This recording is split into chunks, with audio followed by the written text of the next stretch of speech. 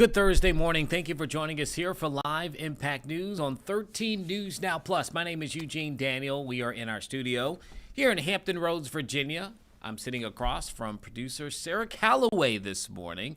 As most mornings, we're here on the stream, and we appreciate you watching us, whether you're watching us live on YouTube or on our streaming app, 13 News Now Plus, which, by the way, if you're not watching us live there, you can do so by downloading it on Roku, Amazon Fire, and Apple TV. All right, we have several things that we're monitoring at this moment. In a few minutes, we'll let you in and watch the latest press briefing that we received from Defense Secretary Pete Hegseth and the chairman of the Joint Chiefs of Staff's General Dan Caine on the update into Operation Epic Fury. But right now, we're going to go to Washington, D.C. Yesterday, we showed you a very tense Senate hearing with the top intelligence officials in our nation, including FBI Director Kash Patel and the Director of National Intelligence, Tulsi Gabbard, who you're looking at right there. Today, they go before the House as they have questions about what is currently the ongoings of our national intelligence, in particular as this conflict, this war with Iran rages on. So we're going to start there and listen into this hearing that is taking place right now with our top intelligence officials in the nation.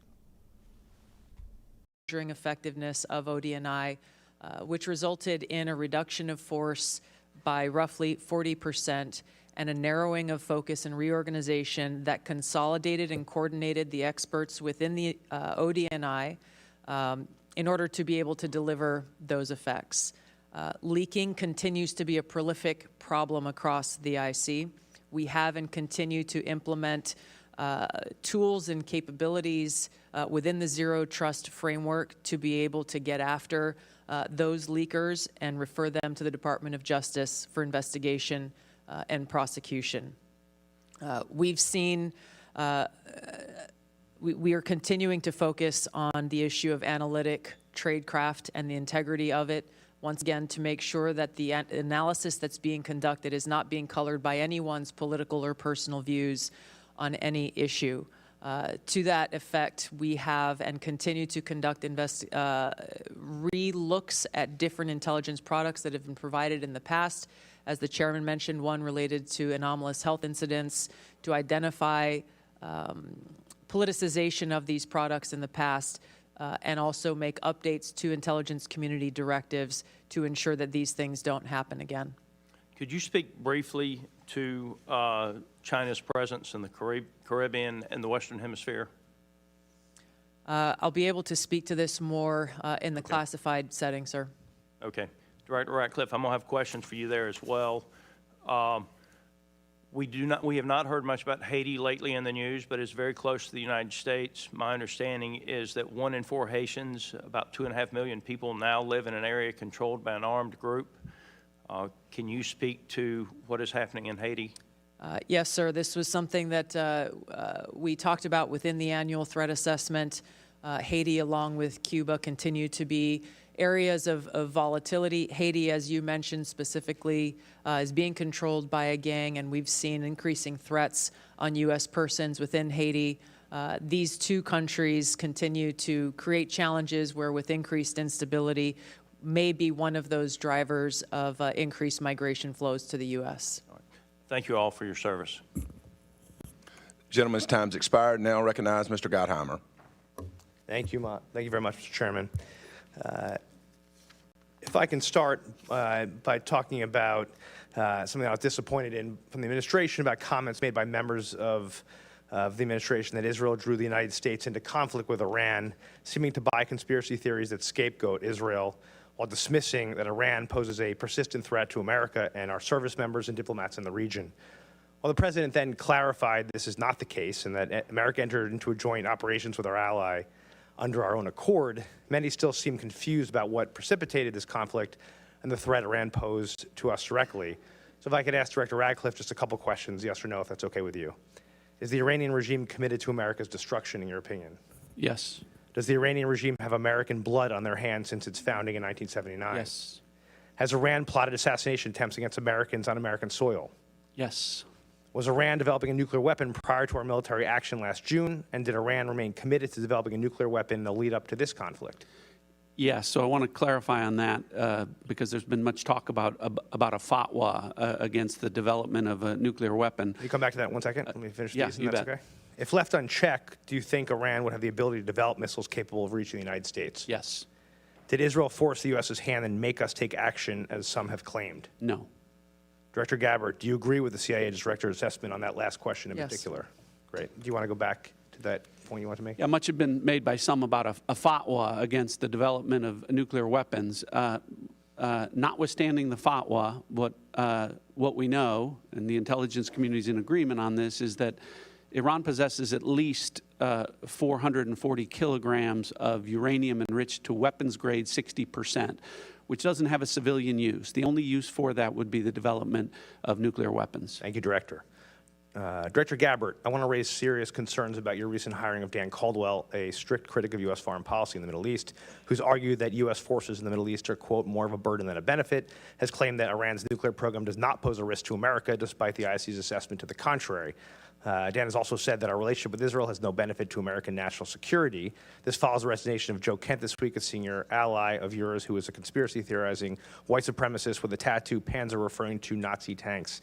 He has made known his backwards opinions of Israel in his resignation letter, scapegoating them for U.S. intervention in Iran and Iraq.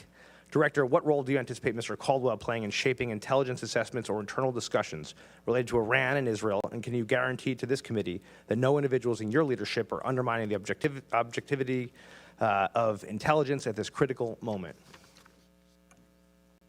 Sir, my understanding is one of my elements sought to hire Dan Caldwell months ago for a purely administrative role that would not have any position over the intelligence analysis or assessments on any topic. Thank you. Director, as you know, the Iranian regime has been responsible for the deaths, as we've talked about, of scores of Americans since coming to power in '79. Iran and its terror proxies must be crushed. I've been clear on that point in the last weeks and throughout my time in Congress.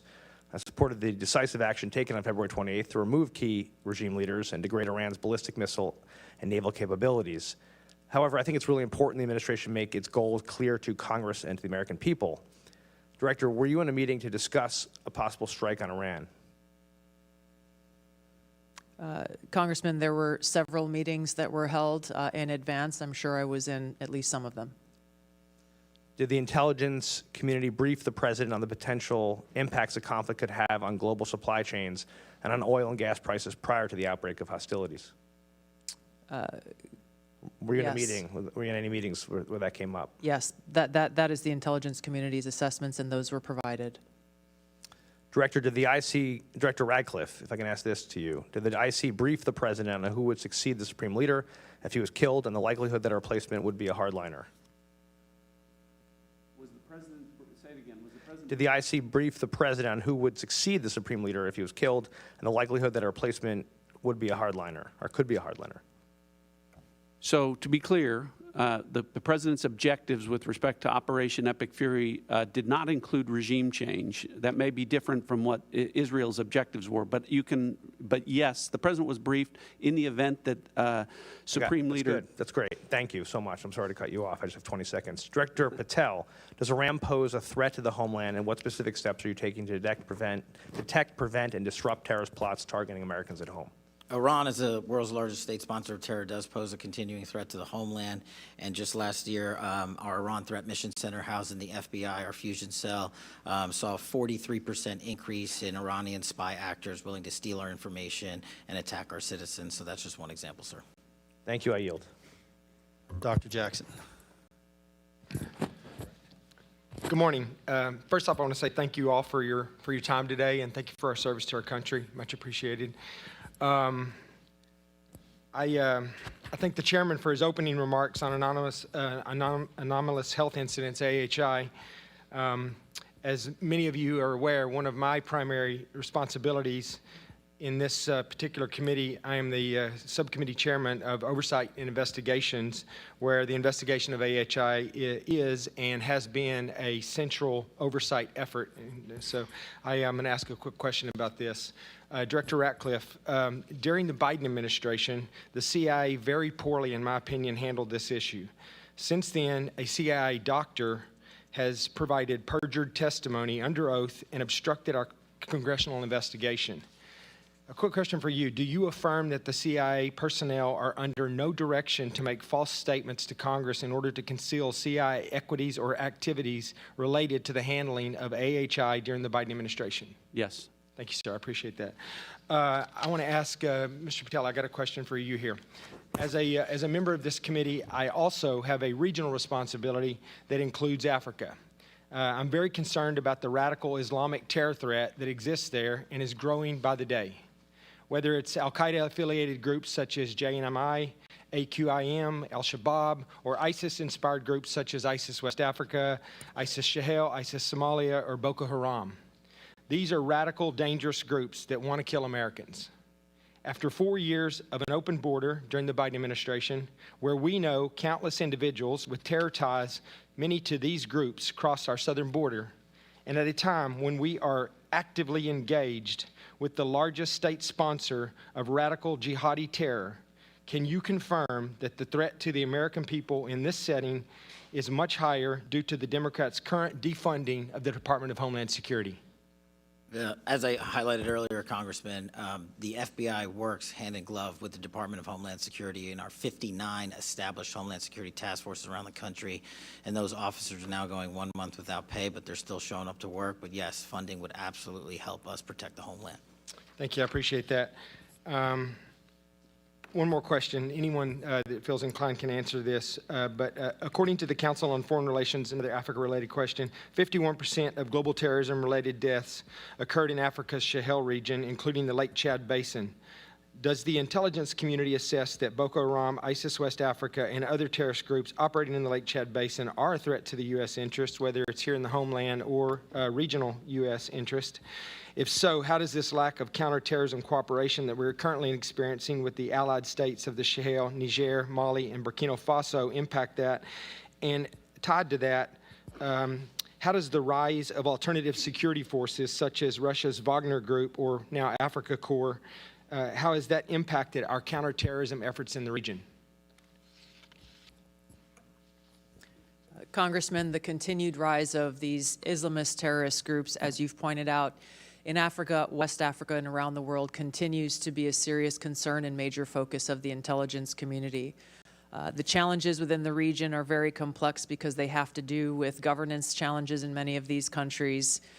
They have to do with economic challenges as well as external influences, both with funding and equipping of these terrorist organizations. So yes, it has made our counterterrorism, longstanding counterterrorism efforts in these regions, as well as those of our allies in this fight, such as the French and other countries, far more difficult because of the very real threat within that region to U.S. persons. If we are not able, if the Department of War is not able to coordinate with and get the support of the governments of these countries in order to tackle this terrorist threat, then it's not a safe or operable environment for them to continue that fight. Thank you. And the assumption I'm working off of, too, is that the Russian influence via Wagner or Africa Corps has made it very difficult for us to develop those relationships and get those agreements so that we can continue to, make sure that this is not being brought home to the homeland. Is that correct? That is a factor of many. Thank you. I appreciate it. I yield back. Ms. Houlihan. Thank you. My question is basically starting with some HR questions, and they're first for Director Patel. If you could help me a little bit understand, I come out of the military family as well, but I don't know very much about the FBI's HR process or the growing up of an FBI expert. Could you help me understand how long it takes for a senior counterintelligence expert, especially one maybe focused on a very narrow threat, to be developed? How many years, I guess, would be my question. Thank you, Congresswoman. That varies. Sometimes right out of Quantico, new agent trainees are placed on the counterintelligence mission set, and some people come in from the fraud section, so the answer varies. It could take a couple months to a couple years. And the next question is, when a person comes up in your system in the military, it was always the needs of the Navy or the needs of the Air Force. It was never the needs of the airman or the soldier or the sailor in terms of prioritizing our readiness, in terms of making sure that we met the mission. Is the FBI similar? It is similar, ma'am. It's a dynamic threat landscape, so we flux and surge based on the CICT cyber threats and other threats to the homeland, and violent crime mission has seen a surge as well. So my specific question is that there was a report that came out in February from CNN that the FBI had let go or fired dozens of agents and staff members from a counterintelligence unit tasked with monitoring Iran. And apparently the reason, at least reported in the press, was that these individuals had been involved in the investigation of classified document handling from President Trump at Mar-a-Lago, and that this was the reason why they were summarily let go. First of all, are you aware of those firings, and do you concur with the rationale or reason for those firings? I'm aware of that, and I know there's a pendency of litigation, so I'm not able to comment on them. Did you yourself order those firings? The FBI, every time there is someone who violates our code of conduct or ethical standard, conducts an internal investigation with the careers there, and they present a decision point to me. The Iranian Threat Mission Center has seen an increase of 43% in arrests for Iranian spy actors. So the Iranian Threat Mission Center has never been stronger. So I'm asking about whether those people were fired because they were involved in the investigation of the document handling by President Trump, not for any behavior issues. Is that your understanding as well? Again, ma'am, I can't comment on them because those are in pending litigation. I guess I'm a little stymied here, Director, because it feels as though literally when there was a possible pending war, I'm outside of this intelligence circle in many ways, even though I serve on the Intelligence Committee. You collectively must have been aware when these firings happened that there was a meaningful chance that the U.S. might be engaged with a war in Iran. And having these very expert, super qualified folks summarily dismissed at this time, it just feels like an odd choice in timing. Were you aware at the time that this was going down, that this may end up weakening the mission and the readiness of that group?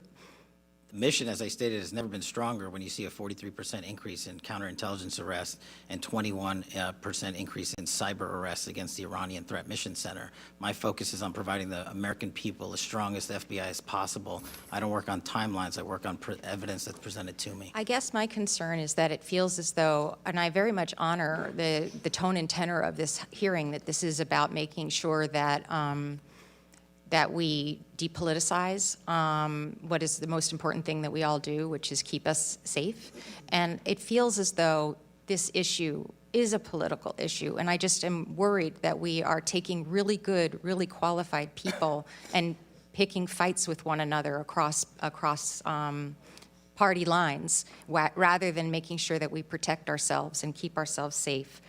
With the remainder of my time, Director Gabbard, I have a question regarding the fact that the Secretary of the Treasury loosened restrictions this week on Russian oil exports, and now the Russians are able to sell oil again.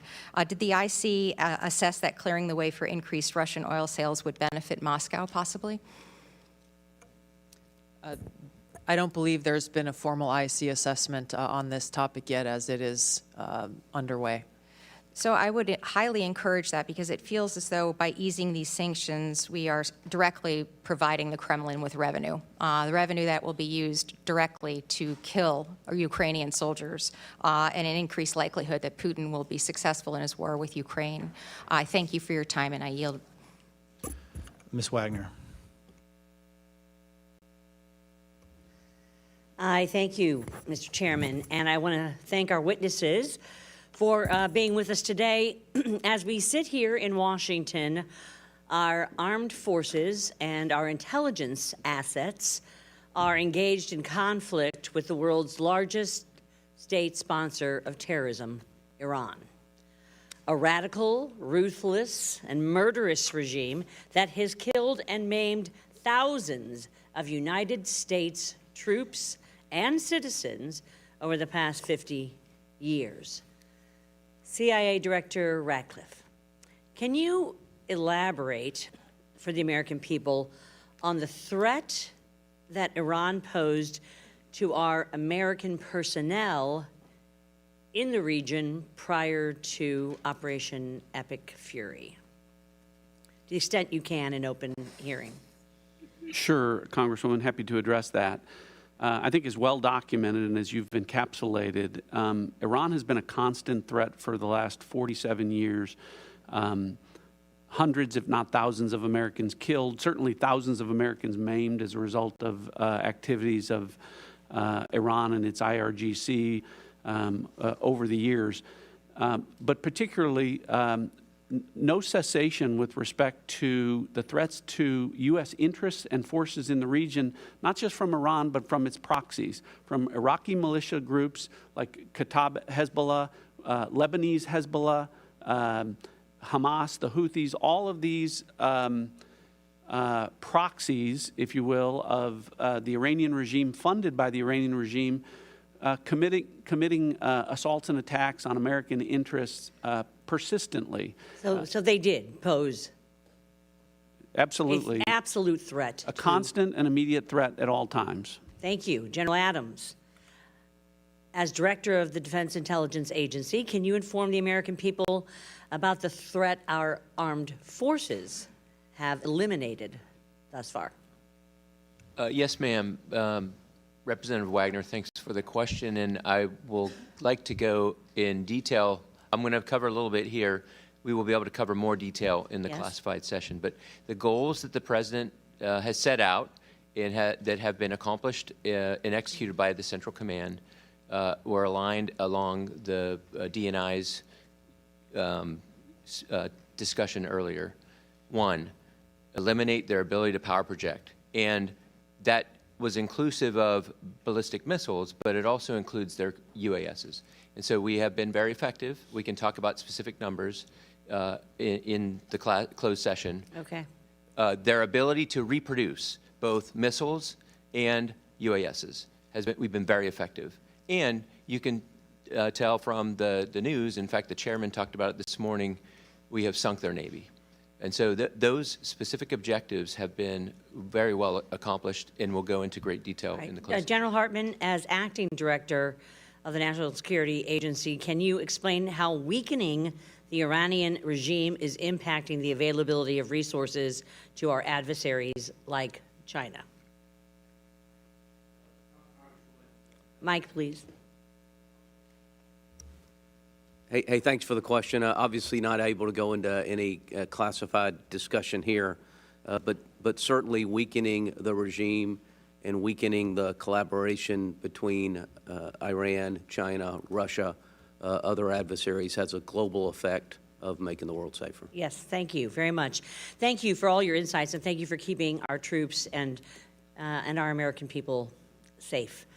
As you know, I chair the first ever subcommittee on open source intelligence. Over the past year, our subcommittee has been working tirelessly to ensure the intelligence community is leveraging the vast amount of commercially available information to the highest degree of efficiency and cost effectiveness. Director Ratcliffe, as the CIA, is the functional manager of open source intelligence. Does the CIA know which data has been acquired across all agencies within the IC? Thanks for the question, Congresswoman. As you know, the CIA's open source enterprise is driving the open source collection across the entire IC in support of the administration's top priorities. Two of those priorities I've already talked about: counter-narcotics and threats from adversaries, use of emerging technologies. Those collections, as a result of our open source, are up 70% and 40 or 45% collectively. The CIA does lead the IC in pioneering new uses of AI to extract insights from the vast amounts of open source data that are there that we then share with analysts, warfighters, everyone across the IC. I thank you. My time has expired. I have a lot more questions dealing with open source that we will do in closed session. So I thank you. I yield back, Mr. Chairman. Before I recognize Mr. Gomez, I want to make sure that all members have had an opportunity to vote because they are prepared to close that vote on the floor. If you haven't, please go do so at this time. Looks like we're good. All right, Mr. Gomez. Thank you, Mr. Chairman. I just want to get right into it. Director Gabbard, last year you testified that Iran was not building a nuclear weapon. Do you stand by that statement? Yes or no? Context matters with that statement. Yes or no? Iran had all of the materials and capabilities to do so. Mr. Chairman, I reclaim my time. It's an easy answer. You either stand by what you said last year or not. It is And a serious question that requires the Director totality of the Gabbard, I information reclaim my available. time. I reclaim my time. When President Trump was asked about your testimony, he said you were wrong. Were you lying or not? I stand by the intelligence Great. community's With that, complete assessment. Director Ratcliffe, when it came to the director's testimony, she said that Iran was not building a nuclear weapon last spring in Congress, and so the Supreme Leader has not authorized the nuclear weapons program. Do you agree with what she said or not? Yes or no? The director's right here. She can speak for herself. Oh, so I thought this was an intelligence community briefing. Let's move on. Trump also said he didn't care what you thought or said. Should he care about what you have to say when it comes to intelligence? I continue to provide the president with the intelligence community's assessments on all matters. So let me just kind of get this straight. The department, you said that Iran was not building a nuclear weapon last year. President Trump said he didn't care what you thought, and you were wrong. They engaged in Operation Midnight Hammer. He then says it was obliterated. We hear later reports that in open source reporting that it was only set back by a few months. Then at the beginning of this war, he said that they were weeks away. I just want to kind of get a sense of, were they weeks away of achieving a nuclear weapon? Yes or no?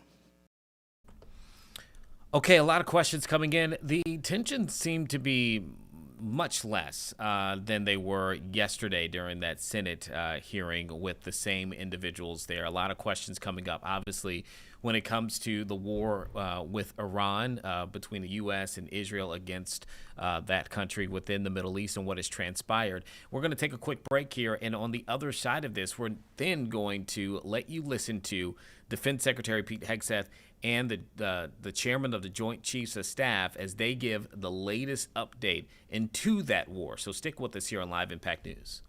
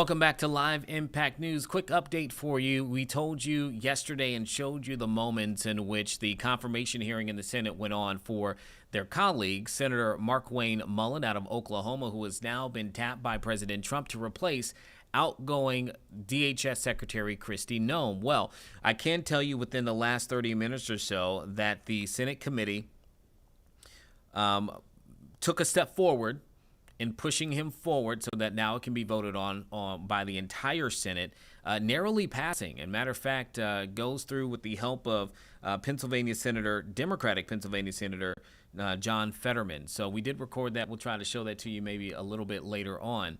But right now we want to get to the update with the war in Iran, with Operation Epic Fury. We heard from Defense Secretary Pete Hegseth and the chairman of the Joint Chiefs of Staff, General Dan Caine, just earlier today. And we're going to play that for you so you can listen to it. We'll talk about it on the other side of it. But this, as we've seen within the last several days, multiple leaders with Iran being killed, that being confirmed by U.S. and Iranian officials, including their top intelligence official. So we're going to listen to what they have to say here for the next several minutes.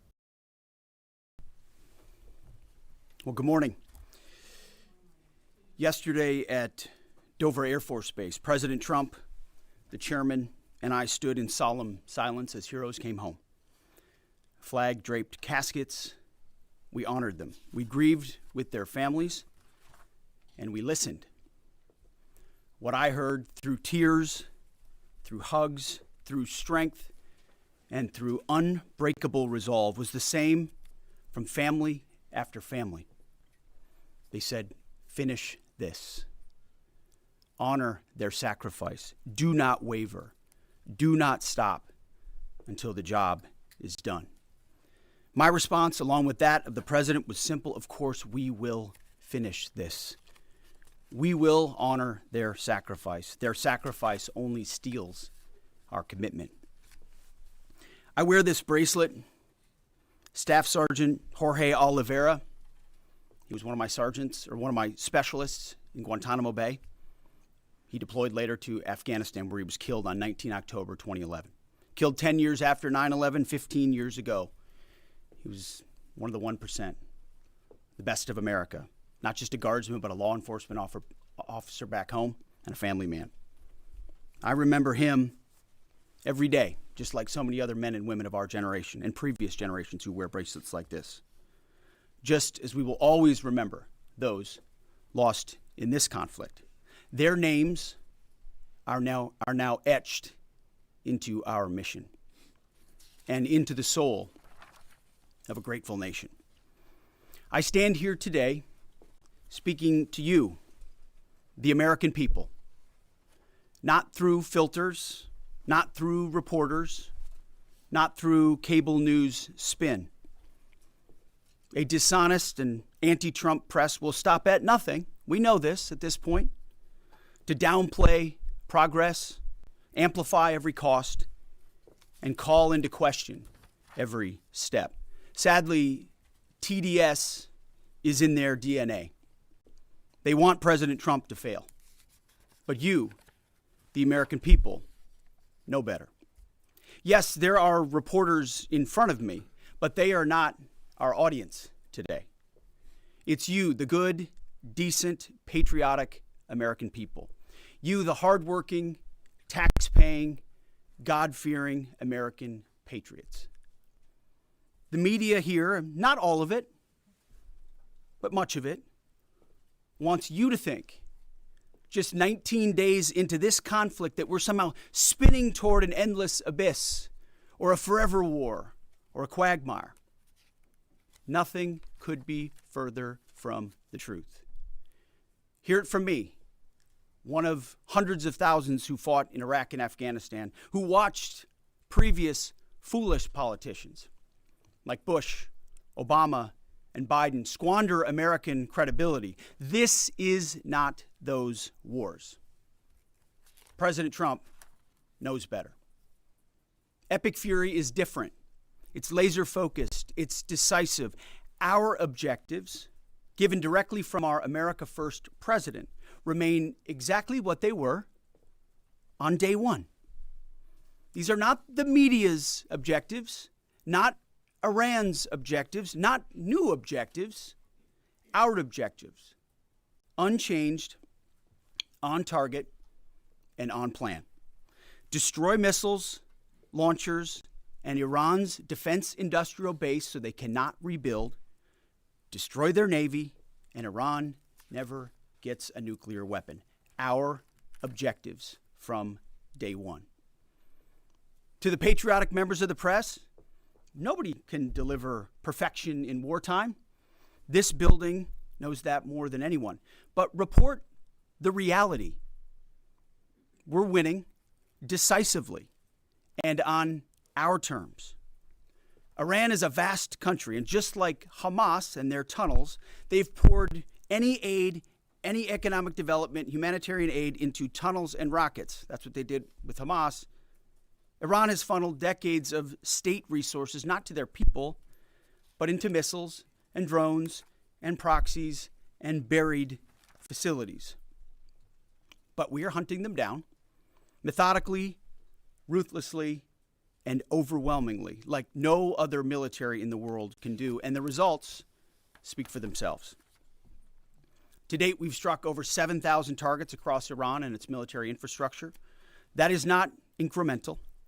That is overwhelming force applied with precision. And again, today will be the largest strike package yet, just like yesterday was. As I've said from day one, our capabilities continue to build, Iran's continue to degrade. We're hunting and striking death and destruction from above. Iran's air defenses flattened. Iran's defense industrial base, the factories, the production lines that feed their missile and drone programs, being overwhelmingly destroyed. We've hit hundreds of their defense industrial bases directly.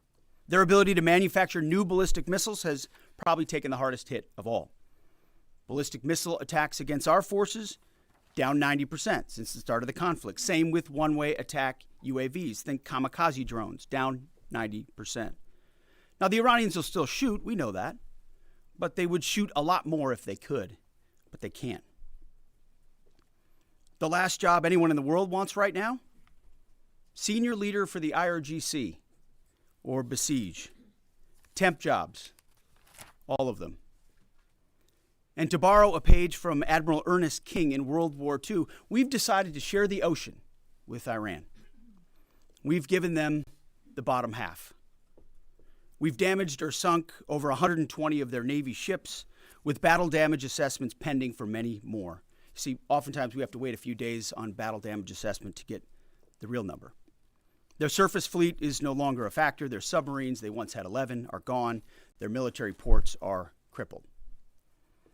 Iran has terrorized the United States and our interests for 47 years.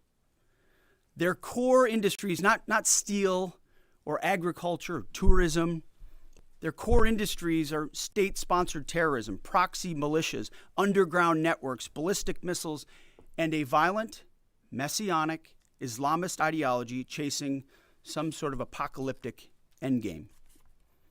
A regime like that, refusing to abandon its nuclear ambitions, is not just a regional problem. It's a direct threat to America, to freedom, and to civilization. The world, the Middle East, our ungrateful allies in Europe, even segments of our own press, should be saying one thing to President Trump. Thank you. Thank you for the courage to stop this terror state from holding the world hostage with missiles while building or attempting to build a nuclear bomb. Thank you for doing the work of the free world. Yesterday's ceremony reminded us why we fight. Not for nation building or democracy promotion, but to crush direct threats to America, Americans, and our interests. We fight to win, and we are winning on our terms, following our objectives. My 13-year-old son popped into my office last night while I was editing these remarks. He asked about the war and the families I met at Dover. And I looked at him and I said, "They died for you, son." so that your generation doesn't have to deal with a nuclear Iran. It's the truth, and they did. So to the families who said, finish this, we will. And I say the same to every American who wants peace through strength. May Almighty God continue to bless our troops in this fight. And again, to the American people, please pray for them every day, on bended knee, with your family, in your schools, in your churches, in the name of Jesus Christ. To the troops, keep going, and Godspeed. Over to you, Mr. Chairman. Thank you, Mr. Secretary. Ladies and gentlemen, good morning, and thank you all for being here. I also had the honor yesterday, as the Secretary said, of traveling up to Dover with the President to welcome home our 6 fallen. It was an honor and a privilege for me to be there and to say thank you to their families, and I want to mention their names this morning. From the 6th Aerial Refueling Wing out of MacDill Air Force Base, Florida, but stationed as part of an active associate unit at Birmingham, Alabama, Major Alex Klenner, John Alex Klenner, Major Ariana Savino, she was posthumously promoted from captain to major, and Technical Sergeant Ashley Pruitt, the boom operator on that crew. From the 121st Aerial Refueling Ring, Ohio Air National Guard out of Rickenbacker Air National Guard Base in Columbus, Ohio, Captain Seth Koval, Captain Curtis Ankt, and now Master Sergeant Tyler Simmons, who was also promoted in the boom operator on that crew. To a person and every family member I spoke with yesterday, they all shared that their family members loved serving, they loved being part of a great team and a crew, and they loved airplanes and aviation. Our nation's tanker crews really are unsung heroes, incredible warriors who put their lives on the line so we can continue to take the fight to an enemy. I've personally witnessed their courage and tenacity many times, from the morning of September 11th, where they answered my call for some help, to the skies over foreign countries where they've come forward out of their safe tanker track to give me gas when I simply could not leave a ground force that was engaged in a firefight. They've answered the call and come forward time and time and time again. I'm filled with incredible pride and gratitude for all that the tanker crews do, our pilots, our boom operators, and the maintainers. And to the families of our 6 fallen, know that we share your grief. Our nation will never forget their sacrifice, and we will never forget their names. Our entire joint force mourns with you today, and will continue to remember their incredible gift of a great example for all of us. Now let me turn to an operations update. U.S. CENTCOM remains on plan to achieve our military objectives and remain unrelenting in our pursuit of Iranian missile capabilities, UAV capabilities, and their Navy, and as the Secretary said, their industrial base. Each day we continue to attack deeper into Iranian territory. As reported by U.S. Central Command yesterday, the U.S. military dropped 5,000-pound penetrator weapons into underground storage facilities, storing coastal defense cruise missiles and other support equipment. These weapons are bespokely designed to get through concrete and/or rocks and function after penetrating those barriers. We continue to hunt and kill mine storage facilities and naval ammunition depots. We continue to hunt and kill afloat assets, including more than 120 vessels and 44 mine layers, and the pressure will continue. We're flying further to the east now and penetrating deeper into Iranian airspace to hunt and kill one-way attack garrisons, destroying Iran's ability to project power outside of its borders. The A-10 Warthog is now in the fight across the southern flank and is hunting and killing fast attack watercraft in the Straits of Hormuz. In addition, AH-64 Apaches have joined the fight on the southern flank, and they continue to work on the southern side, and that includes some of our allies who are using Apaches to handle one-way attack drones. In Iraq, AH-64s have been striking against Iranian-aligned militia groups to make sure that we suppress any threat in Iraq against U.S. forces or U.S. interests. And we remain focused on pursuit of any platform that Iran could field to harm Americans or our partners. Last Friday, Admiral Cooper and the CENTCOM team conducted precision strikes against more than 90 targets on Karg Island, which included all of their military-only infrastructure, which included air defenses, naval base, mine storage, and deployment facilities. And as the Secretary mentioned, we continue to strike against Iran's defense industrial base and will continue to do so. Today, I want to continue my theme of talking about members of our incredible joint force. Today, I want to talk about some exceptional airmen who are engaged in the fight daily. United States Air Force, Air Force Reserve, and Air National Guard crews within our bomber force, the B-1s, B-2s, and B-52s, and the airmen on the ground who maintain and load these weapon systems. They are the backbone of America's long-range strike capability, and their contributions to Epic Fury have been decisive. Assigned to STRATCOM under Admiral Rich Carell and supported by TRANSCOM, the tanker force that we've talked about, under the command of General Randall Reed, every mission is designed to achieve overwhelming outcomes on behalf of the United States and our allies. Last weekend, I had the chance to go out and see some of our deployed bomber forces, the B-1 and B-52 crews, and I had a chance to sit down with some young aviators and maintainers and ask them, how do you feel? Tell me about your typical day.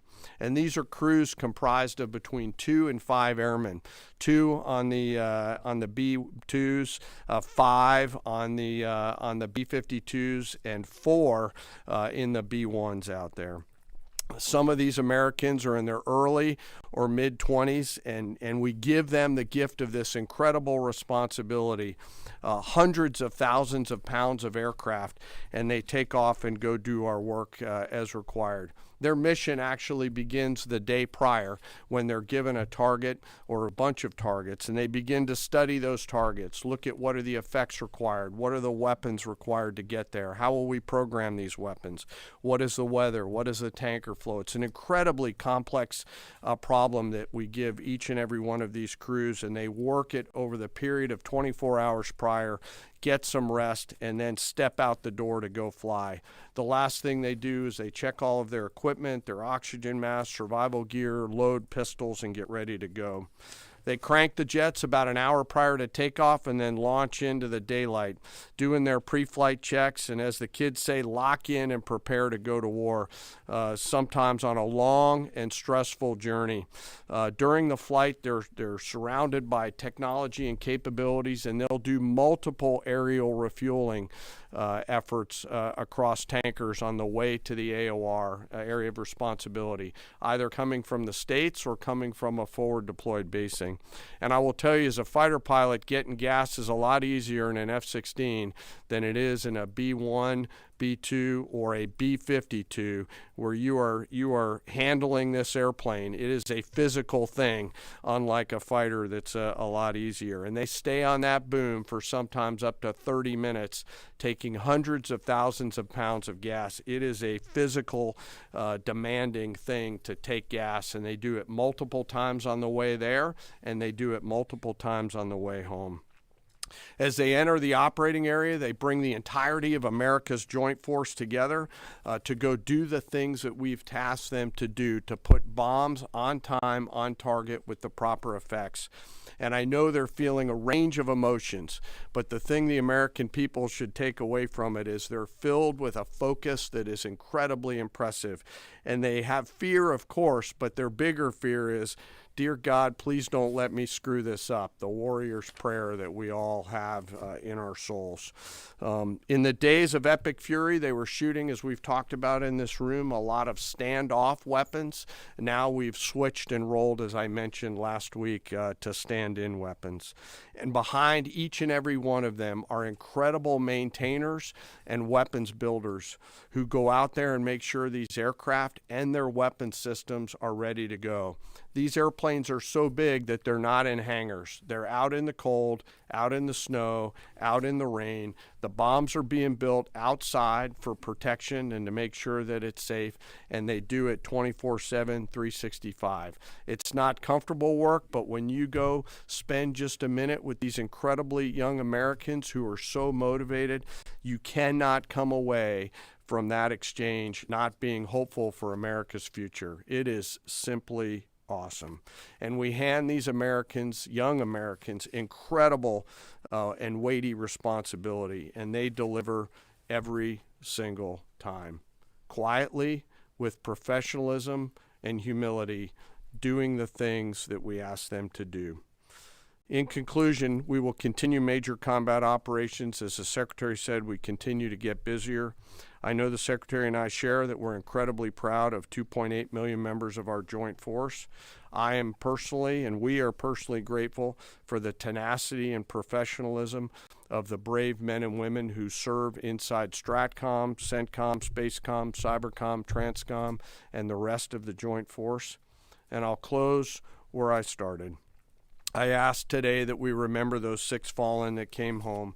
They represent the best of our nation. For those families that are feeling the pain, know that we are with you and will remain with you. May we always prove worthy of their sacrifice. And I'll turn it back over to you, sir. Thank you, Mr. Chairman. Take a couple questions. Thank you, Mr. Secretary. Thank you, Mr. Chairman. Given the updated degradation in strike target numbers you laid out, how close would you say we are towards achieving the President's objectives, and what is the end game of the operation without divulging any sensitive battle plans? Well, we wouldn't want to set a definitive time frame on that, but as we've said, we're on plan. So we're looking at those metrics very closely, relaying that to the President and the National Security Team, but feel confident that as again, we're more stand in means we're over the top, even further in, and we have even more of an exact sense of what we're striking and why, and even more dynamically, meaning because the intelligence improves, we're able to more quickly identify targets when they, let's say they come out of an underground facility where they've been hiding and able to strike it before it strikes or right after it shoots. But we're very much on plan, and that's why I want to speak to the American people here. You hear a lot of noise about widening or new missions or speculation about what we should or should not be doing. This is a clear set of objectives. The President has given us every capability we need to accomplish that. We've got the best in the world in uniform executing it on the ground. They believe in and are invested in this mission, and it will be at the President's choosing, ultimately, where we say, hey, we've achieved what we need to on behalf of the American people to ensure our security. So no time set on that, but we're very much on track. Absolutely. Yes, right here. Good morning, Mr. Secretary. David Zier, Real America's Voice News. What countries have been the most cooperative with us, including the Gulf states, as Europe hedges?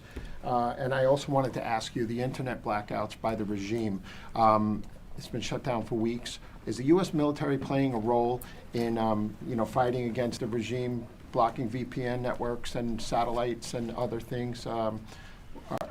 Is there a role for the U.S. military there?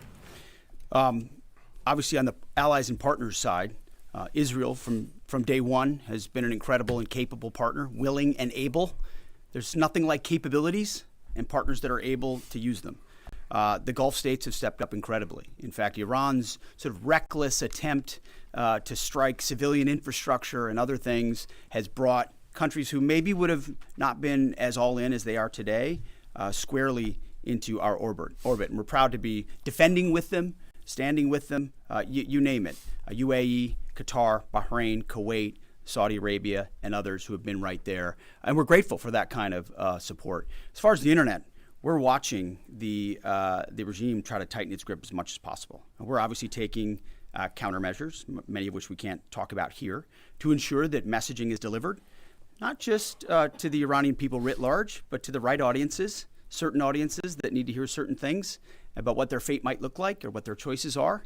So even though that regime is trying really hard to ensure the world can't see, right? They want to put out fake AI-generated images, which, by the way, sometimes our press happens to fall for, like the Abraham Lincoln on fire and turning around. These AI-generated images are meant to make it look like something's happening when the exact opposite is. So they make up fake reports and fake images to lie to their own people to try to make it. But even then, their own people can barely receive a lot of those messages and communicate because of the blackout that they've imposed upon them. But we work around that for sure.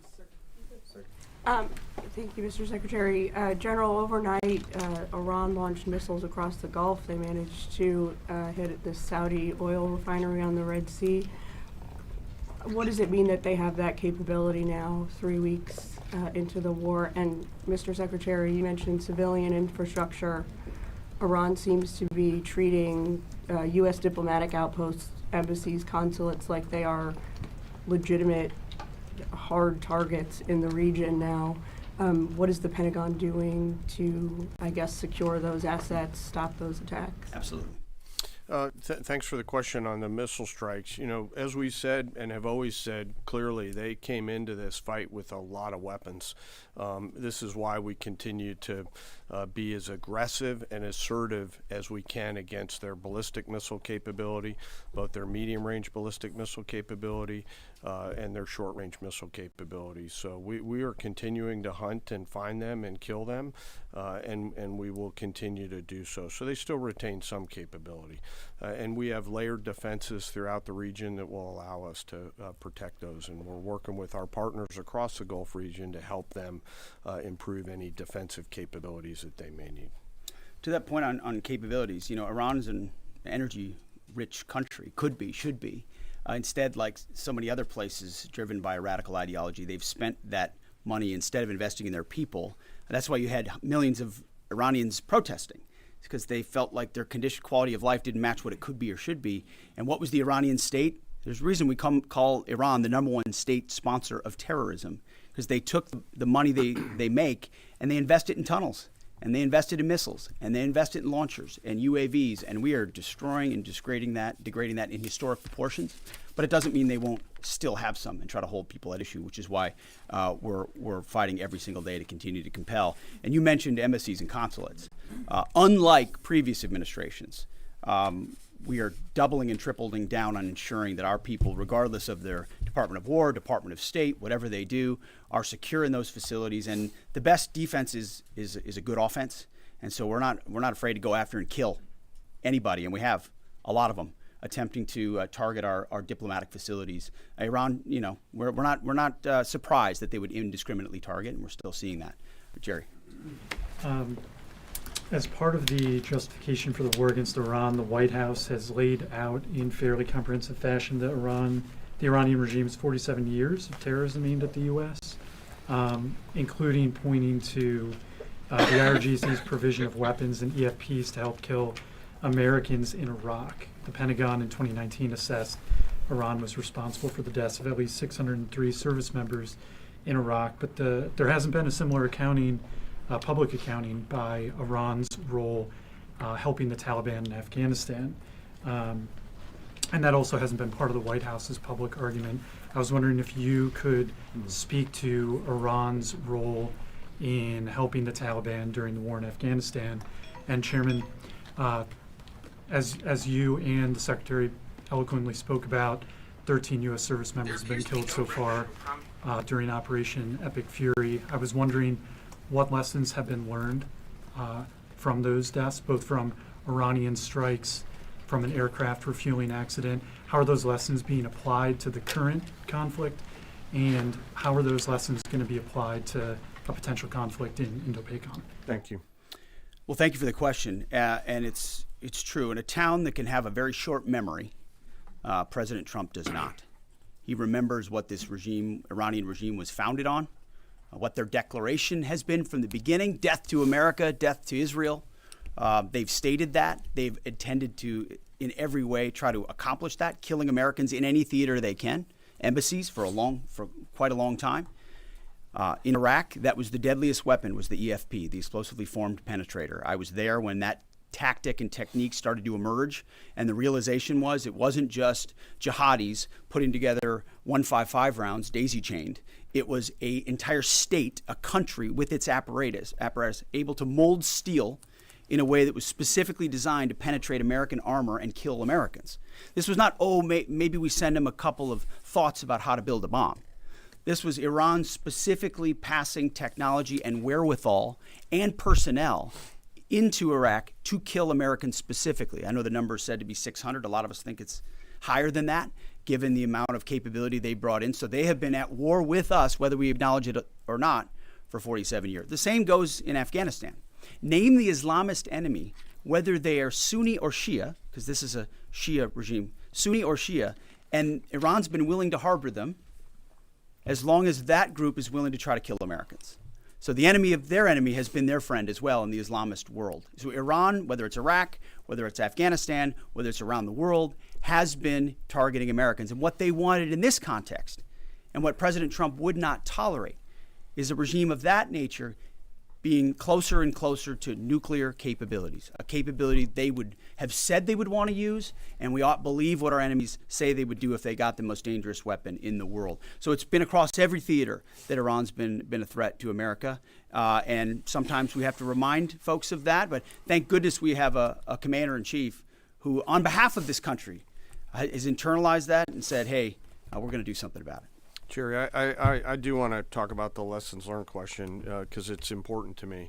I won't share particular tactical lessons, and the KC-135 incident is under investigation. But I do want to talk about how I think about this and how we think about it. And this is something that I'm pretty passionate about. I believe the Joint Force has to be a very fast learning organization, early, often, and always. And so in each case, both at the strategic, operational, and tactical level, we've charged the Joint Force to look at themselves and say, what was our plan? Well, first, did we have a plan, yes or no? The answer is always yes, because we plan for literally everything. Did we execute our plan, yes or no? If we did it work? If not, why not? If we didn't execute our plan but did something better, what's the lesson learned associated with that? And then how do we quickly capture those lessons after every loss or every engagement and quickly adopt those lessons and then share them across the entirety of the Joint Force? And inside the Joint Staff, we've tasked our J7 Directorate under the lead of Lieutenant General Lazewski, a United States Marine, to be extremely entrepreneurial in harvesting and capturing those lessons in a proactive and not reactive way. In fact, we've got teammates from the J7. All right, you've been watching the update that we received this morning from Pete Hegseth, the Defense Secretary, and the Chairman of the Joint Chief of Staff, General Dan Caine. A few things to kind of highlight there. Hegseth saying that today that the U.S. is planning its largest attack to date in the war with Iran. Also speaking to the reports of a $200 billion request, saying that could move, saying they're going to go back to the Pentagon asking for more money. It just depends on what they feel as though they may need to keep this going forward, saying it takes money to kill bad guys, his quote. He did not, again, set a timeline when it comes to when this war could end, but said not like former wars, they will not be a forever war that he quoted in there as prior presidents, and saying that we are on plan.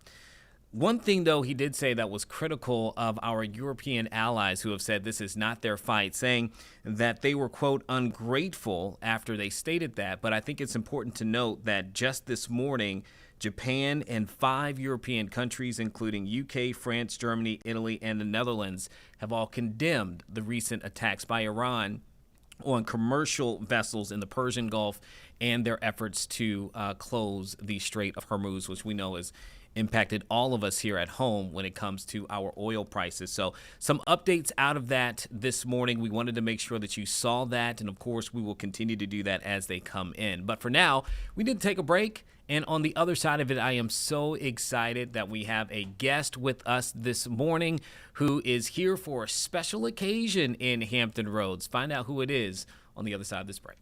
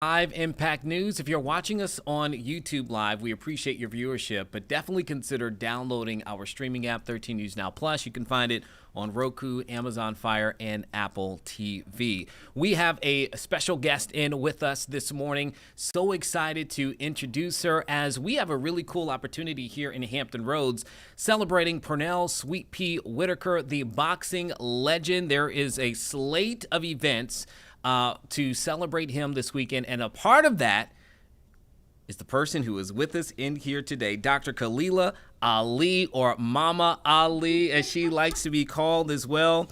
We are so thankful for your presence. You're a big part of the celebrations here this week. I want to say this: what have you not done? You're an author, actor, motivational speaker, martial arts Hall of Fame, and obviously formerly married to Muhammad Ali as well. But man, thank you for being here. There's this a lot morning. of accolades. Listen, I was running out of breath because I could have kept going. Could have kept going. I could have gave you the whole list. But But let's start with, why you're here. There's a slate of events that are taking place to honor another boxing legend that has, Yes. very close to home here in the Norfolk and Virginia Beach area.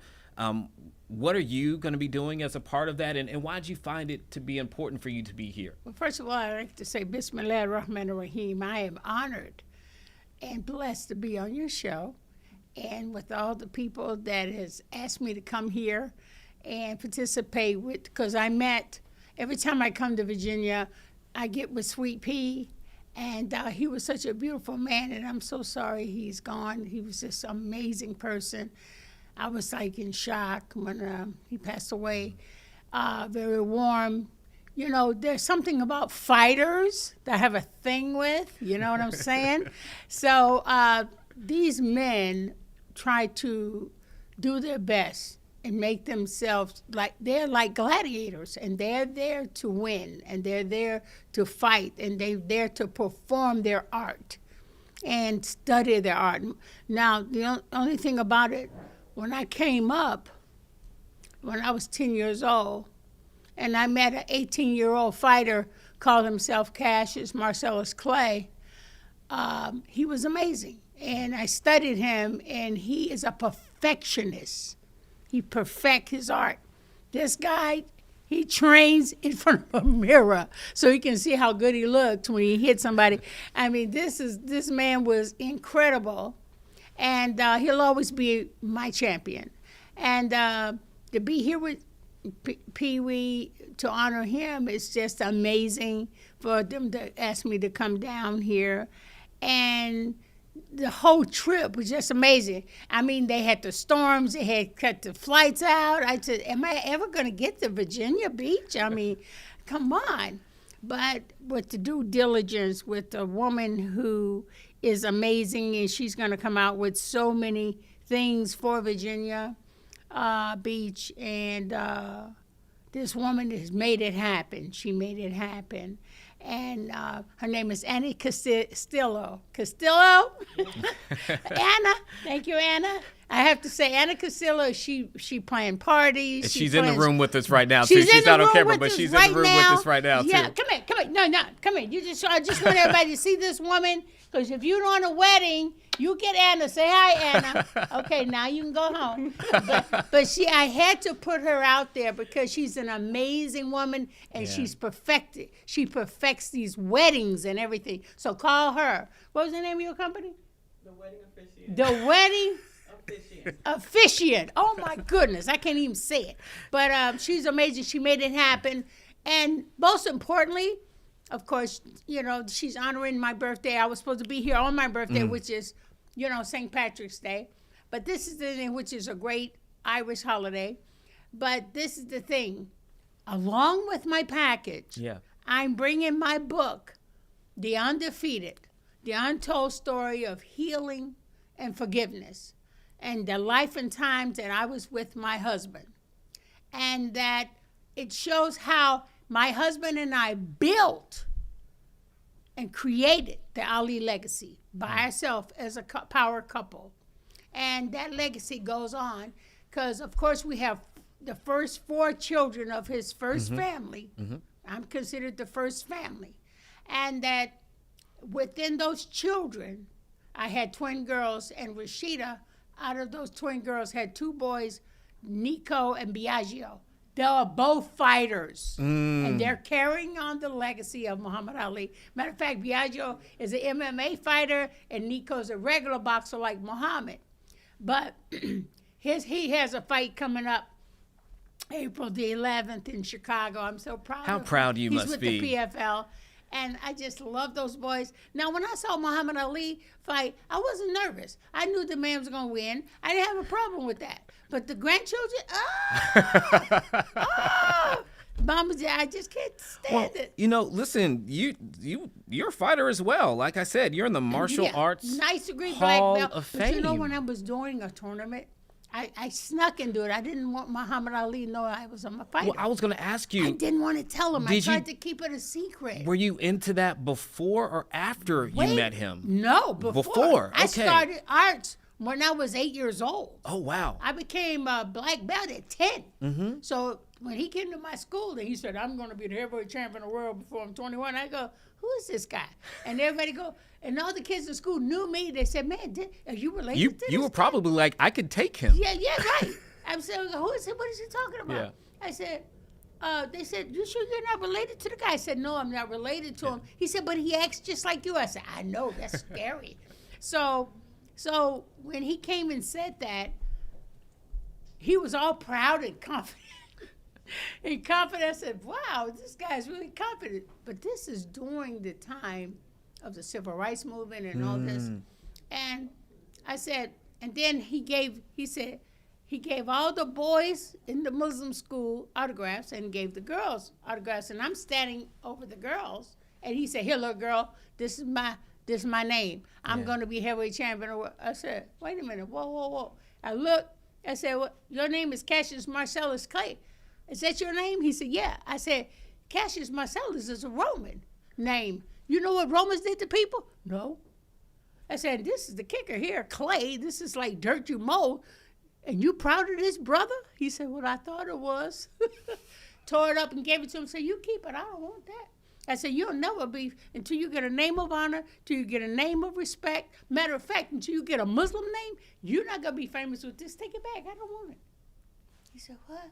She told my name, man. She told my name. He was upset.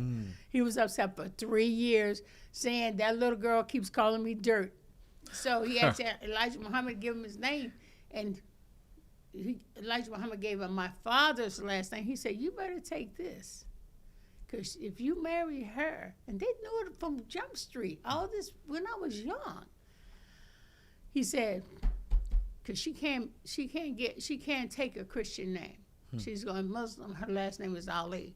So you're going to have to take her. I'm going to have to give you her father's name, and I'm going to give you Muhammad. You're going to be Muhammad Ali. There you go. That's how it all starts, and you get it in my book. You know, Undefeated is on Amazon, or you can come to the latest venues of my book signing and get it autographed, because I'm going to be here with my book, signing my books at my birthday party and Friday night at Okay. wedding events. okay, with Mr. Whitaker, representing Mr. Whitaker. You know, I can just tell that book has so many stories in it. Just from the way that you have talked, you almost can't hold them in because there's so many. So many, I have to ask you just a few things that's just about your journey, just based off what you just said. You were talking about the time with civil rights. Yes. And living through that, obviously, you and Muhammad Ali, Well, big part of that time. conversation. What was that like for you when guys? He turned down, and when he said he was Exactly. when they drafted him after he won the Sonny Liston fight, and that was a big deal. a matter of fact, at the Whitaker gala, Sonny Liston's godson is going to be there. Oh wow! Yeah, and I wrote a poem for Muhammad. For Cassius Clay at the time, I wrote a poem for him because I didn't like Sonny Liston, because Sonny Liston said he was going to knock out that black Muslim. That pissed me off because I said, Muslims don't come in colors, man. You ain't no black Muslim. We just Muslims.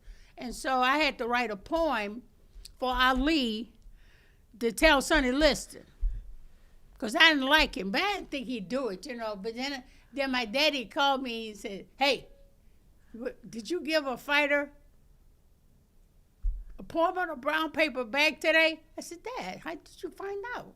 He said, well, he's on TV reading right now. I couldn't believe it. He was on TV holding up the sign, reading the poem. Are you talking about the famous poem that he was reading out? Which one are you talking? Which poem did he do? I'm talking about my poem. Okay, I I'm don't know sorry. about all the rest of Okay, it. okay. You want to hear it? Okay, I want to hear it. He was on TV holding up the paper, brown paper bag. This is the legend of Cassius Clay, the most beautiful fighter in the world today. This fight's great. He's got speed and endurance. But if you're trying to sign to fight him, increase your insurance. This kid's got a left. This kid's got a right. Look at the kid carry the fight. Oh, the crowd's getting frantic. There's not enough room. There Ali lost the boom. That's the upgrade. Who would have thought when it came to the fight, they see a spook satellite? No one would dream when they put down their money, they see a total eclipse of the sunny. There he is. My poem written when I was 14 years old. You are the mastermind behind I'm the that. mastermind behind that poem, yes. Did you write any others that we now know about as well? I made quite a few. And what he did, when he don't remember them all, he blends them all. You put it together? Who would think of that? And now Float Like a Butterfly, Sting Like a Bee was written by Boudini Brown, who was Ali's trainer and the man in the corner of the ring. Yeah. Ali never really made up any poems. If he hears a poem or see a poem that he likes, he promotes it. That's it. Yeah. Yeah. He didn't. He never, pick it. So everybody's saying and what all these poems, but he takes it and produces it. Wow. Yeah. Oh, because I love. he can. He got style. He got class. But I think it speaks to he was as much a part with all of you pouring in and being a part of that process, right? And we get to see him in the forefront, but it's all of these other elements that are really coming together with it. Yeah, yeah. Because when he told me about he was going to go to the army, I said, no. Muslims don't go to the army. You become a Muslim. You can't go to the army. We don't fight white man wars, okay?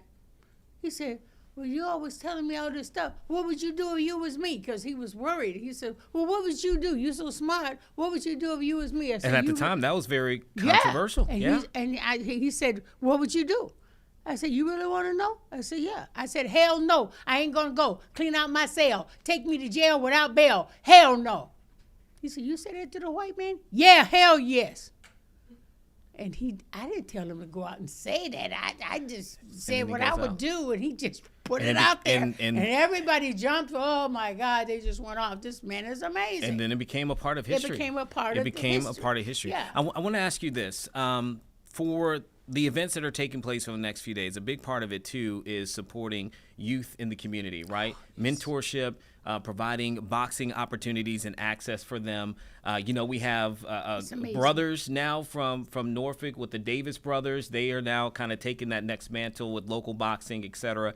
I want to ask you, because earlier you said the thing about boxing is you're fighters, but it's not just in the ring, right? That's right. You become a fighter for figuratively truth, out of life. Fighter for youth, fighter for excellence.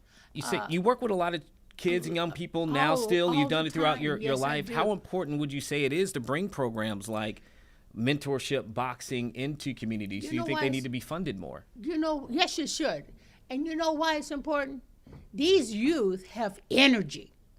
They have amazing energy. And that energy should go and parlay in something positive. And see, these people that get out there with all this energy and they do wrong things. And they can't help it. But if they're guided by somebody to inspire them. Because, just like Carlos Franco, he's a fighter out here. This man, he's young and he's got energy, but he's putting in the right direction. He's putting in the right place. I'm not really a big thing on women fighters, but I talk to some women fight. I'm into karate, man. I have to post what I love. So you're saying like boxing? You're not talking about okay. I prefer women doing martial arts because I think it's safer and it's easier. You don't have to have brute force to fight. But I talked to a few fighters, women fighters in the past, and they told me how much it helped them bring them out, give them freedom, give them purpose. Look at Layla Ali. She's coming out doing fighting. She's inspiring all these young girls to have something of their own, something to make them who they are. If that helps them bring them out, I'm all for it. I'm all for it. And these women out here, they need cause and purpose because they're always on the sham end of life. They don't ever give them what they really deserve. They don't give them what they really need. And these women are young and they want direction and purpose. Okay. Believe it or not, one of my ventures is designing a sweatsuit and a cover-up bathing suits for women.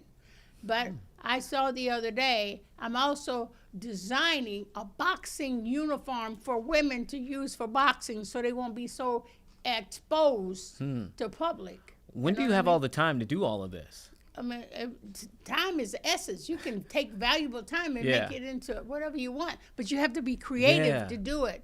And so I'm looking for, I'm working on my designs now, and I'm looking for at least 2 teams to wear my suits, sweatsuits, in the next Olympics that coming up. Oh, wow. Yeah, Adidas and Nike can't take everything. I mean, Ali Design's got to come out with them. There's got to be 3 instead of 2. I look forward to seeing it. I look forward to it. That's what I'm talking about. So you have the name Mama Ali. You were kind of telling me before we started a little bit of the origin of that. You mind telling our viewers who may not know? Okay, but see, first of all, when I worked with Cassius Clay into Muhammad Ali and did my whole life instead of going to college, I just stuck behind him and supported him.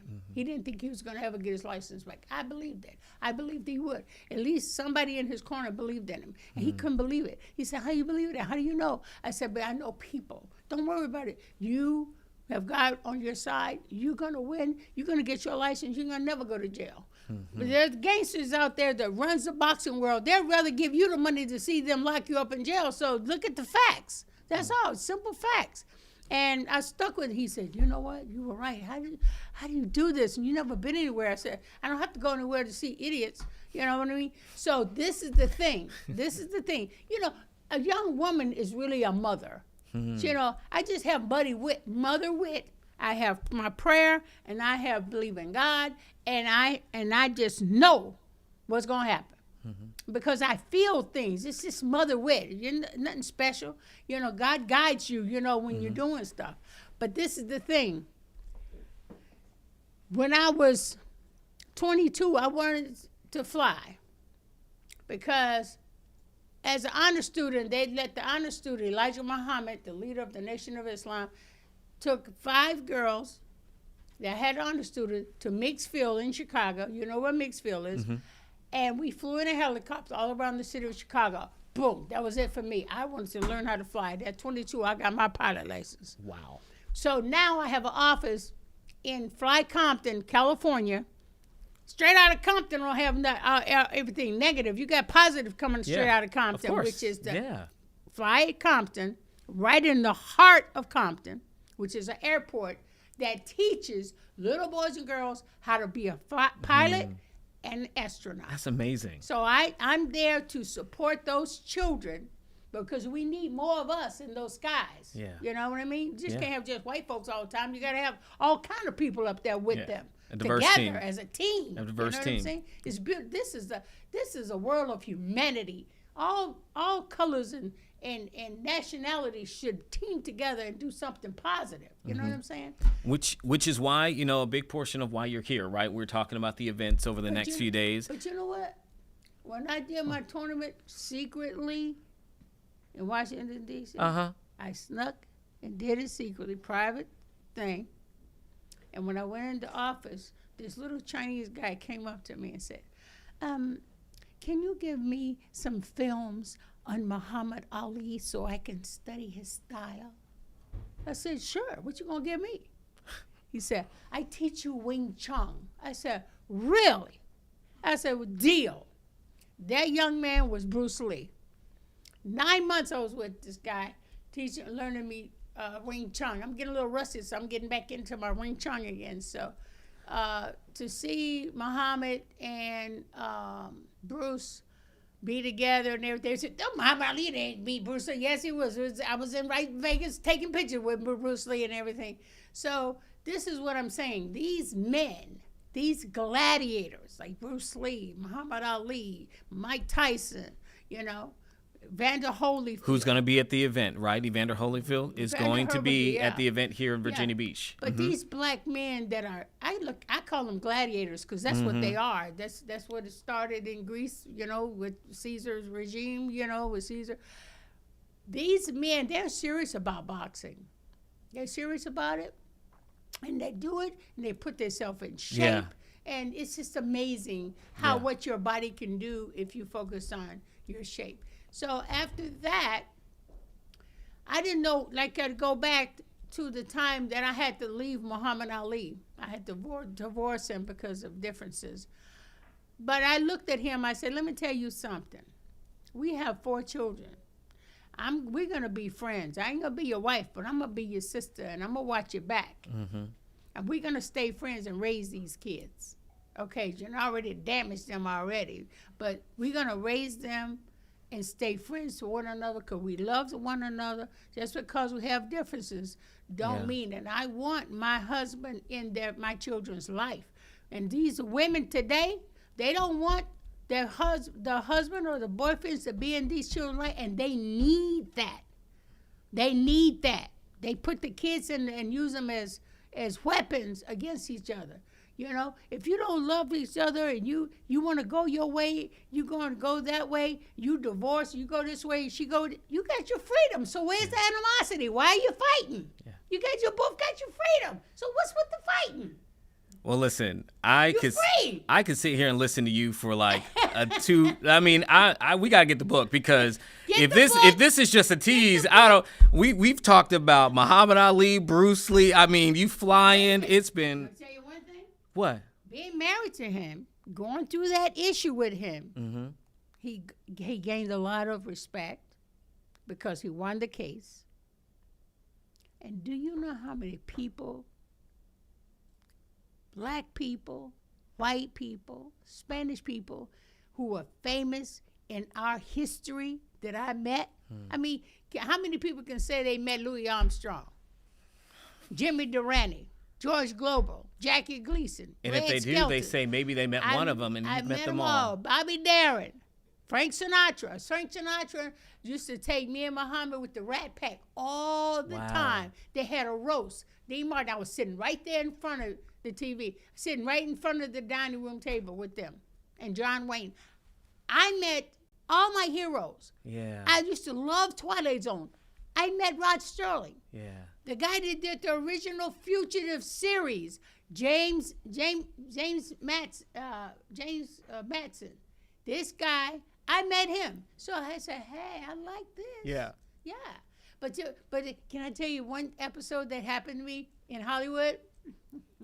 So Muhammad was going to see the basketball. He was going with Jim Brown and all the big basketballs, Dr. J and all of them. He was going to see them. And I was pregnant with my daughter, Miriam, our first daughter. And I said, I'll stay in the hotel. I'll figure something out to do. I just don't feel like going with you today. You just enjoy yourself. So I feels better. I stopped a little morning sickness, and there was a Hertz rent-a-car right in the hotel at the Century Plaza, you know, with the fountains and everything. I'm in Hollywood. I couldn't believe it. I got to rent a car, and I saw this stand on the corner, and the stand, it says 25 cents. See, all the Hollywood homes, the whole stars in their homes. I said, oh, this is going to be great. So I pulled up in front of Ella Fitzgerald's house, and I said, look at that. That's Ella Fitzgerald's house. I got out the car. I rung the doorbell. Of course. Ella Fitzgerald answered the door. What? I said, Ella, this is a beautiful home. She said, aren't you Muhammad Ali? I said, yes, I am, and I'm sorry, and I'm expecting. She said, what made you ring the doorbell? I said, I ain't looking at no house. I'm going to ring the doorbell. She said, only you could pull it off. Come on in and have some coffee and cookies. I did that all day. Met Doris Day. She gave me some Salerno cookies with milk. And Milton Berle had this big black... I had a ball that day, and then I come back to the hotel, and Ali said, what you do? Nothing much. So we get ready to leave California, right? We on the plane with Ella Fitzgerald. Ella said, hi, baby, how you doing? Did you do all right that day? He was probably like, when did you meet Ella Fitzgerald? I said, yes, I do. I do. She said, she came to my house, man, while you was out flying around with them basketball stars. But see, this is just something I do. I just love people. I love the artists and the stars back in the day. They had manners. They were educated. They had manners and respect for one another. Yeah. You know what I mean? When Frank Sinatra took us around with him, we didn't have any money. We didn't have any money. So I got him his first gig, Muhammad's first gig when he was first exiled. And I called Caesar's Palace. Now, back in the day when fighters would have a fight, they would introduce the old fighters in the ring, you know, before a fight. They don't do it anymore. They don't do that anymore. And they should. They should go back and do that. So I set it up. I asked the people in Las Vegas, I said, this is 1968. And he was in exile at the time. I took my college money and supported my family for 3.5 years. Wow. Because he didn't have any money. Wow. But I knew he was going to get the money. So I asked Caesar's Palace, I said, if I bring Muhammad Ali up there so you can introduce him to the fighters, how much you give him? He said, $5,000. Bring him on. So we drove to Las Vegas. And he got up there and did his thing. And then he said, I'd like to go to the bathroom. Where's the bathroom? In this big casino. He said, here, Muhammad, this is a key. You go through that door, and you can go to the bathroom in the hallway, and when you leave there, you can go straight to the elevator. It'll take you to your suite. And nobody won't bother you. All the stars go through there. Just lock the door. And we did. So Ali went in the door, I was standing next to the door with the Kodak, Instamatic camera by Kodak. My daddy had bought me. I'm standing next to the door, and I look up, and I see Elvis walking down my way. I said, Elvis! Oh, my God. This is amazing. And I said, Elvis, check this out. I've always wanted to know if you was taller than my husband, or if my husband was taller than you. So you got to give me this picture when he come out, okay? He said, where you at? I said, he in the bathroom. Ali comes out that moment. And Elvis looked at Ali and go, I love this guy. What are you talking about? And I said, Elvis against the wall. He hugging Ali and everything. I said, Elvis against the wall, my picture, right? He said, Muhammad, your wife wants this picture, but you are taller than me. Wow. I took that picture. As a matter of fact, I'm going to show it to you on my phone right there. I have 1968. It was amazing. And I just wish I had these little cameras you got now. Yeah. I wish I had it. I would have an amazing. Well, I would tell you, I just wish we had cameras following you around your entire life because, you know, and again, you have the book that's out there as well. Yeah, but we got Undefeated. It is on Amazon, but try to go to the bookstore. I want everybody to come out. Yes. To my birthday party. And that's what we're so you can get your book. This is it. We got the flyer and I'll up sign there. it. And it's a first edition because I'm changing the cover. Oh, wow. In a couple of months, so it'll be a first edition. So you see it there on your screen there, everybody. We have, it was supposed to be on Tuesday, but that's okay. It's when it's supposed to be, right? That's So right. it's going to be on Absolutely. Friday from 6 until 10 for Mama Ali celebrating her birthday. You can see the venue there, wedding and events venue on Holland Road in Virginia Beach. But also tonight is the kickoff to a slate of events through the next few days in support of the Pernell Whitaker Foundation, Sweet Pea Whitaker, of course, in honor of him, but supporting youth in our community, boxing access for them. There's a gala tonight. That's going to be at Gala 417, and then there's some things happening for the next 2 days. Again, even we were talking about it, Evander Holyfield, also another boxing legend from my hometown area now in Atlanta, Georgia. He's going to be there tomorrow at the event tomorrow. Where's that going to be? At Poolside tomorrow. What time is that? That's going to be from 3 to 5. 3 until 5 tomorrow at Poolside. And do we have a street name for that, for Poolside? It's off of Holland Road. Off of Holland Road in Virginia Beach. So just a lot of great opportunities to celebrate boxing, boxing greats, our own boxing great here in the community, and, of course, to meet and celebrate our own Mama Ali. Oh, wait, here's the photo. Let's see. There's We the photo. can look See at if that. You see the photo, Ali We and can see Elvis? it. Yeah, we see it. Can you That see is it? so Am I awesome. am I doing? No, we can see it right here. Okay. There you go. Oh, yeah. Oh, that's the camera. Oh, hi, guys. I didn't see you over there. That's Elvis right there. Look at the old 1960s suits and tie. Oh, my goodness. I love it. And I love you so much. You're just, honestly, it has been a joy But to you know sit what here I've and done? listen You know to what you I share your did last stories. week? Can I tell you what I did last week? Well, we got one more story because then we One- got to go one to more break. But story, what's that's up? it. You tell me. For Black History Month, Yeah. my manager, Dr. Khalid Akeem, Mm-hmm. has the Black History Mobile Museum. Okay. And we went to 8 schools in Detroit, Michigan. Wow. And in a certain area. I can't remember the name, but we went to 8 schools, and he puts it like in a horseshoe. Yeah. The archives of the Black history.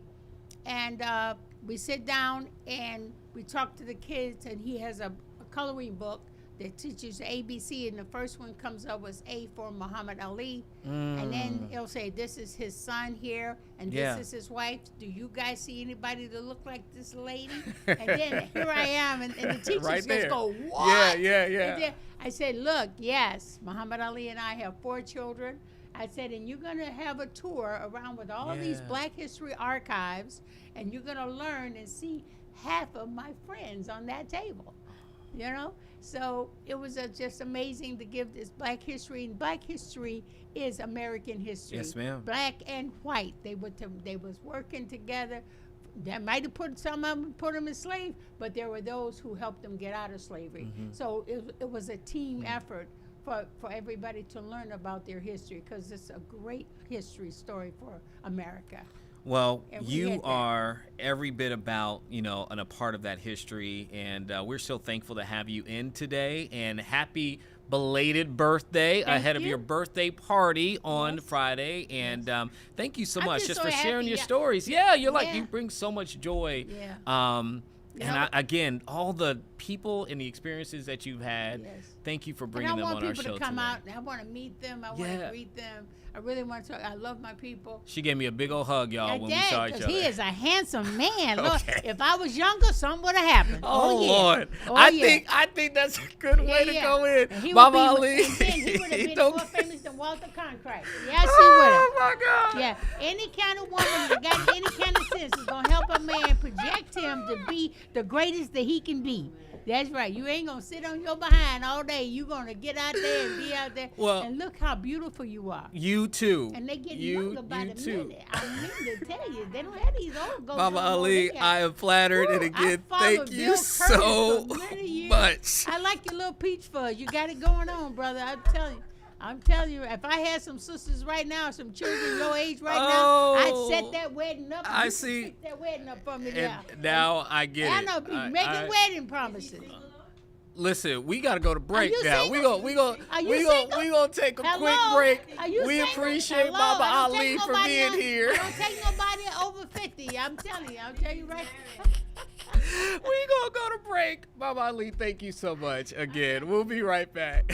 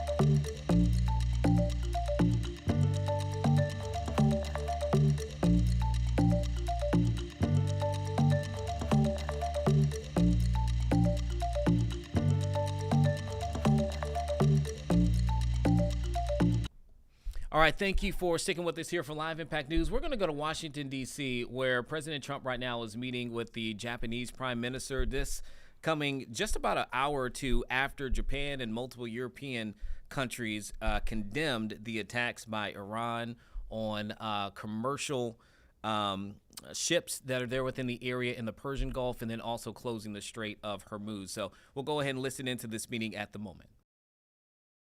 方だと私も思っております。本日に関しては貿易その他の課題について多く話をする予定です。Thank you for inviting me to the White House today. Thank you. So, my visit is timely. So, given the current situation, so. Oh, please, yes, Okay. absolutely. You have a very good interpreter. Yeah. Who I've known Your for, friend. who I've known Your for a friend. long I time know, I with know. He's Shinzo, your right? friend. 今中東情勢も含めて、それから世界中の安全保障環境が非常に厳しい状況にあります。Right now, situations in the Middle East and also the entire world, we are actually experiencing a very severe security environment. そして世界経済もかなり厳しい影響を受けつつあります。And also the global economy is now about to experience a huge hit because of this development. でも私は世界の繁栄とそして平和に貢献できる、世界中に平和と繁栄をもたらせるのはドナルドだけだと思っています。But even against that backdrop, I firmly believe that it is only you, Donald, who can achieve peace across the world. そのために私は諸外国に働きかけてしっかりと応援をしたいと思っています。And to do so, I am ready to reach out to many of the partners in the international community to achieve our objective together. 今日私はそれを伝えに来ました。So today, I came here at the White House to directly convey this message to you. そしてイランに関してはもう核兵器の開発、これは許されてはならないことですから、日本も働きかけをしてきました。And speaking of the situation in Iran, Iran's development of nuclear weapons must never be allowed. And that is why we, Japan, have been urging them and also reaching out to other partners in the world. そして我が国は周辺国に対する攻撃、ホルムズ海峡の実質的な閉鎖についてもこれは非難をし、そして茂木外務大臣からもイランの外務大臣に対してそれをやめるように申し入れをしてきました。In addition, Japan condemns Iran's actions such as attacking the neighboring region and also the de facto or effective closure of the Strait of Hormuz. As a matter of fact, my fellow minister, Minister Motegi, Foreign Minister Motegi, also had the direct exchange with the Iranian foreign minister and urged Iran to stop such activities. You'll let me know. You'll let me know. それでとにかく今、中東だけじゃなくてインド太平洋の安全保障環境も大変厳しい中にあります。そんな中でドナルドが日本に深い信頼を寄せてくれて、で揺るぎない同盟にコミットメントしてくれていることに感謝をいたしております。And also the security environment in the Indo-Pacific region is also becoming increasingly severe. Donald, you have shown deep trust in Japan and also the unwavering commitment to the Japan-US alliance. Once again, thank you very much for that. 今日は日本とアメリカが共に強く豊かになっていくための話し合いをしたいと思っています。And today, I look forward to having a discussion on how we can cooperate to make our two nations, both Japan and the United States, stronger and more prosperous. それから世界のエネルギーマーケットを落ち着かせるための提案も持ってまいりました。And I also brought specific proposals to calm down the global energy market. この後主に、経済安全保障、重要鉱物ですとかエネルギーに関する協力、そしてお互いに強い経済を作るための、成長のための話し合い、経済成長のための話し合いをしたいと思っています。Thank you, Donald. So today, I really look forward to having our discussion, particularly focusing on our collaboration in economic security in the important areas such as energy and rare earth minerals. And also, I look forward to discussing with you how we can make our two economies stronger moving forward. Thank you very much. Well, thank you very much, and you're doing a great job. Again, congratulations on the biggest win in the history of Japan. That's not bad. That's a pretty long history.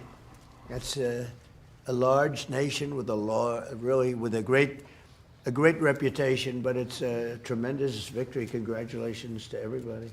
Very proud of you. Very proud of you. We've become friends, and I'm very proud of the job you've done. It's not easy. Any questions, please? Mr. President, are you fully satisfied with the level of support that you're getting from Japan on Iran, including around minesweepers? Well, we're going to be speaking about it today. Go ahead, you can go. 日本から平井邸などの支援に関して、その点について今の状況に満足していらっしゃいますか？ We're going to be speaking about it today. We've had tremendous support and relationship with Japan on everything. And I believe that based on statements that were given to us yesterday, the day before yesterday, having to do with Japan, they are really stepping up to the plate. Yes. 非常に日本政府から素晴らしい支援を受けていると思います。おとといのコメントから、日本からはそれに対して非常に力強いメッセージを得ていると私は思っています。Unlike NATO. NATO とは全く違いますね。Please. Mr. President, do you intend to lift sanctions on Iranian oil, and do you intend to potentially put U.S. troops or more troops in the region? No, I'm not putting troops anywhere. If I were, I certainly wouldn't tell you. But I'm not putting troops, and we will do whatever is necessary to keep the price as low. I actually thought when I did this, look, the Dow just hit 50,000 a couple of weeks ago. They said that couldn't happen for 4 years. It wouldn't happen in my term. It's such an outrageous thing because I said it would happen. I didn't know it was going to happen that fast, but it just hit 50,000, and we did that in 1 year, not 4. S&P had just hit 7,000. They said that was even more impossible than the Dow hitting 50, and we did that in 1 year. So it was all done. Everything was going great. The economy was great. Oil prices were very low. Gasoline was dropping to, we had $1.99, $1.85. We had great everything. And I saw what was happening in Iran, and I said, I hate to make this excursion, but we're going to have to do it. And I actually thought the numbers would be worse. I thought that it would go up more than it did. But we're doing this excursion, and when it's completed, we're going to have a much safer world. And the Prime Minister agrees with me on this. She considers it to be terrible what Iran did. I think every country does, just about every country does. Iran is a serious threat to the world, to the Middle East and to the world. And everybody agrees with me. I think virtually every country agrees with me on that. So I wanted to put out that fire. And I said, if I do that, oil prices will go up, the economy will go down a little bit. I thought it would be worse, much worse, actually. I thought there was a chance it could be much worse. It's not bad, and it's going to be over with pretty soon. We've obliterated their Navy. We've obliterated their just about everything there is to obliterate, including leadership. Their Navy's gone, their Air Force is gone, their anti-aircraft equipment is gone. We're flying wherever we want, Pete. We have nobody even shooting at us. They have, and as you know, their leadership is gone. Their leaders are gone. They pick new leaders, they're gone. They pick new leaders, they're gone. And now they're looking for new leaders again. We can take out the island if anytime we want. I call it the little oil island that sits there, so totally unprotected. And we've taken out everything but the pipes. We left the pipes because to rebuild the pipes would take years for them to do. But I would say we are substantially ahead of schedule. And I had to do this. I call it an excursion. I had to take this little excursion and do something that no other president had the courage to do. And everybody wanted to do it, but they never had the courage to do it. And I don't blame them. I'm not blaming them. It was. All right, we got to get out of this at this point. It's 11:59. We appreciate you for watching here for Live Impact News on 13 News Now Plus. Up next, we have 13 News Now at noon with Ashley Smith, and then following that from 1 to 3, they'll